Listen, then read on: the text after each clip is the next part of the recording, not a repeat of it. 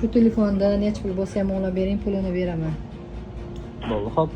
Redmi telefonni ochib ko'rganimizda orqasida $100 bilan bizga chiroyligina xat yozib yuborgan ekan. Aka, telefonni iltimos tuzatmang. Agar tuzatsangiz ham ichidagi narsalarni tozalab yuboring deb akamiz jo'natgan ekan. Biz sirazi tushundik. Telefonni ochdik. Telefonni protsessorida muammosi bor ekan. Protsessorini chiqarib, protsessorga oyoqchalar o'stirdik obunachilar va plataga joyladik.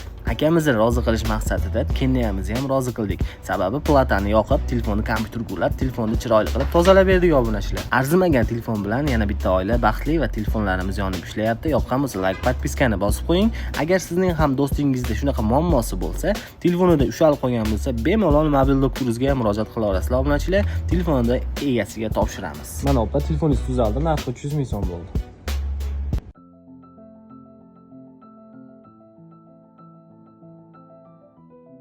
Xudoga shukr, erim xiyonat qilmabdi. Mana aka, siz 300 ming olsangiz, men 500 ming beryapman. Oling. Sog' bo'ling.